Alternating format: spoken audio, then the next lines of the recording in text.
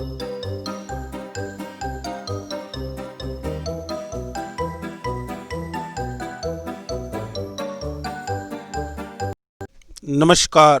एक बार फिर उपस्थित हूँ मैं अमित कुमार, हिंदी का एक नया विषय लेकर, शब्द शक्ति। इससे पहले की कक्षाओं में हमने पद परिचय व अलंकार आदि विषयों के विस्तृत अध्ययन किए थे। अब हम एक नया अध्याय शब्द शक्ति प्रारंभ करने जा रहे हैं। पूर्ववर्ती कक्षाओं के वीडियोज़ के लिंक आपके चैनल पर उपस्थित हैं।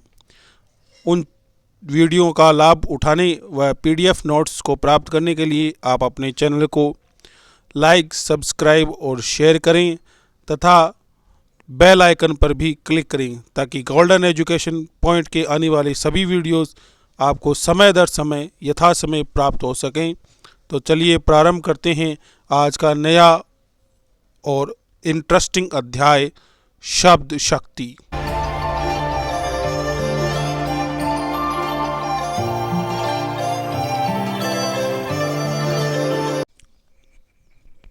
आज का हमारा टॉपिक है शब्द शक्ति।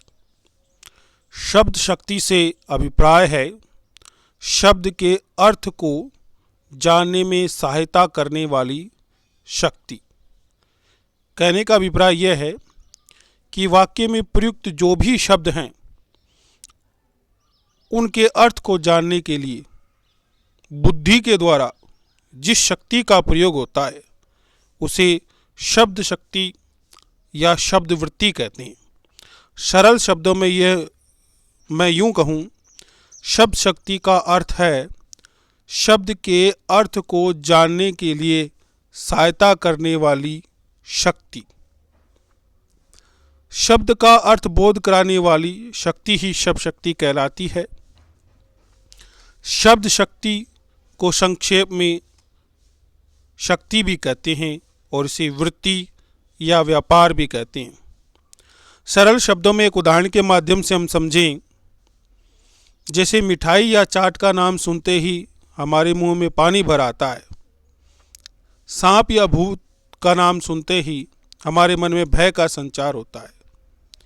ये प्रभाव अर्थगत है। अतः जिस शक्ति के द्वारा शब्द का अर्थगत प्रभाव पड़ता है वही शब्द शक्ति है। कहने का अभिप्राय, मिठाई के नाम से हमें स्वाद का अनुभव होता है, सांप या भूत के नाम से हमें भय का अनुभव होता है। तो ये अनुभव हमें उस शब्द के अर्थ के द्वारा ही प्राप्त हुआ। अतः शब्द के अर्थ को जानने में जो सहायता करती है वही शब्द शक्ति कहलाती है।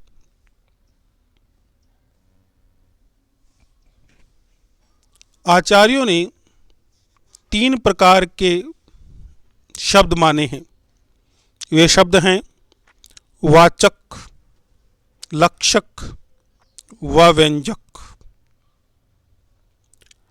इन तीनों प्रकार के शब्द के अर्थ निकलते हैं।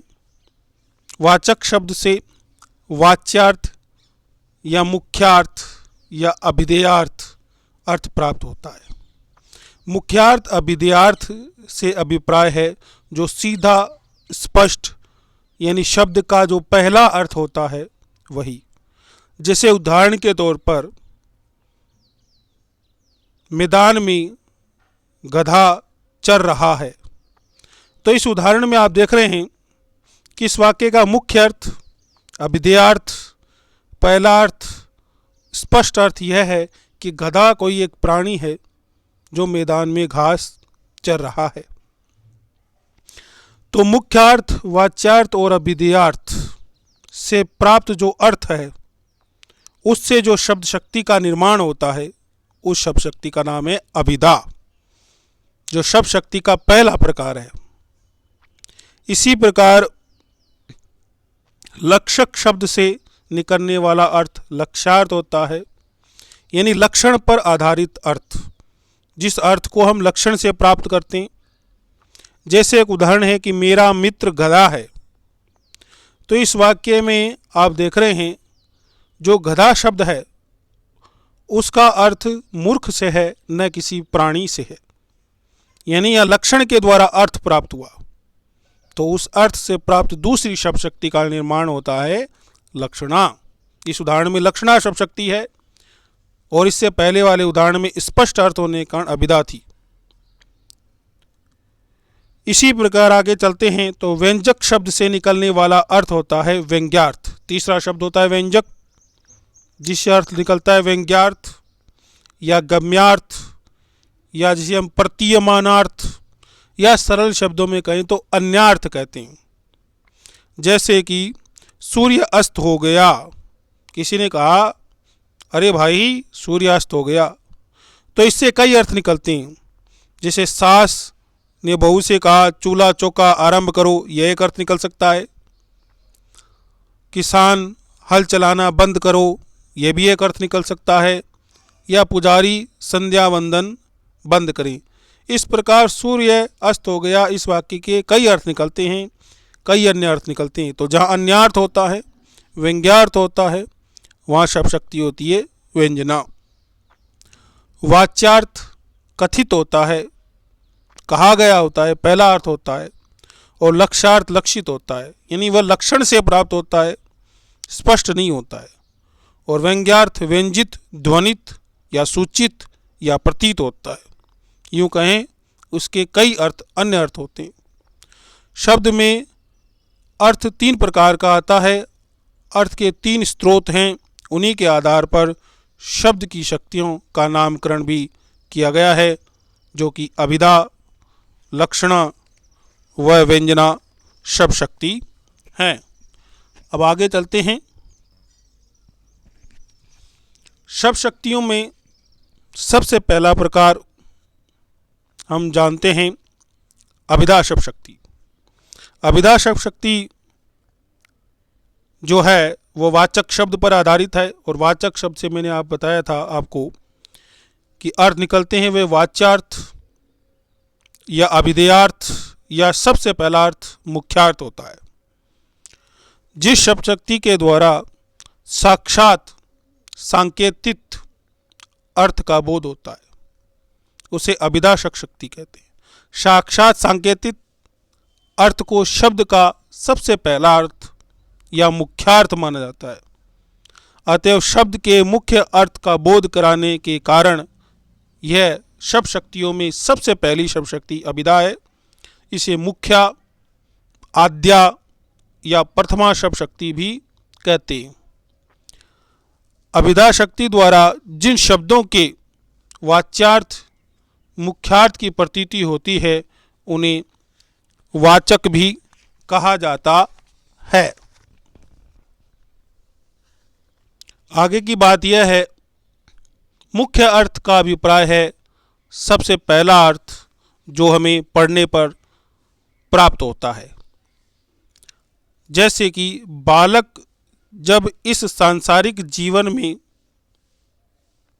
शब्दों का प्रयोग ज्ञान सीखने लगता है तो उसे अपने से बड़े लोगों के व्यवहार के ज्ञान से, पुस्तकों के अध्ययन से, व्याकरण और कोश से तथा विविध शब्दों के प्रयोग से संकेत के रूप में जो अर्थ ज्ञात होता है, यानी सांकेतिक जो अर्थ ज्ञात होता है तथा वह अर्थ उसकी बुद्धि में हमेशा के लिए स्थायी हो जाता है। अतः जब कोई शब्द उसके सामने आता है तो तुरंत ही उसे के मानस में उसका अर्थ व्यक्त हो जाता है और वह मुख्य अर्थ ही होता है। कहने का अभिप्राय यह है कि जब भी हम कोई शब्द सुने और वह शब्द पहले से ही सुना हुआ हो, अन्य प्रकार के माध्यमों से, पुस्तकों से, व्याकरण से, व्यवहार से, और उस शब्द को सुनते ही जो पहला अर्थ हमारे मन में आता है वह अभिधा शब्द शक्ति होती है, जो स्पष्ट अर्थ होता है। जिस शक्ति के माध्यम से शब्द का साक्षात सांकेतिक पहला, मुख्य, प्रसिद्ध, प्रचलित, पूर्व विदित यानी जो हमें पहले से पता है वह अर्थ ज्ञात होता है, उसे हम अभिधा शब्द शक्ति के नाम से जानते हैं। इसको हम एक उदाहरण के माध्यम से समझते हैं। जैसे बैल खड़ा है, इस वाक्य को सुनते ही बैल नामक एक विशेष प्रकार के जीव को हम समझ लेते हैं, उसे आदमी या किताब नहीं समझते। तो बैल यहाँ जो वाचक शब्द है, जिसका मुख्य अर्थ विशेष जीव है, जो हमें परंपराओं से, व्यवहार से, कोई शब्दकोश से या व्याकरण से पहले से हमें इसका अर्थ पता है कि बैल एक प्राणी है, एक जीव है। यानी शब्द और उसके अर्थ के बीच किसी प्रकार का कोई बाधा नहीं है उसके अर्थ को समझने में, क्योंकि यह अर्थ हमें पहले से पता है। ये पहला अर्थ है, स्पष्ट अर्थ है। अतः इस वाक्य में अभिधा शब्द शक्ति है। अभिधा का अर्थ है नाम। दूसरे शब्दों में यूं कहें, नामवाची अर्थ को बतलाने वाली शक्ति को अभिधा कहते हैं।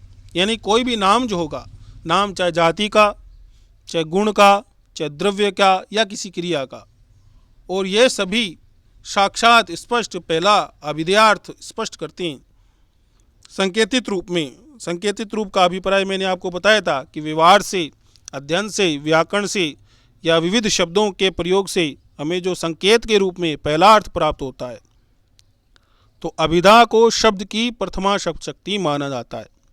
जैसे यहाँ उदाहरण है, मैदान में गधा घास चर रहा है, तो इस उदाहरण में स्पष्ट है जो हमें अर्थ प्राप्त हो रहा है वह यह है कि गधा एक प्राणी है जो मैदान में घास चरने का कार्य कर रहा है।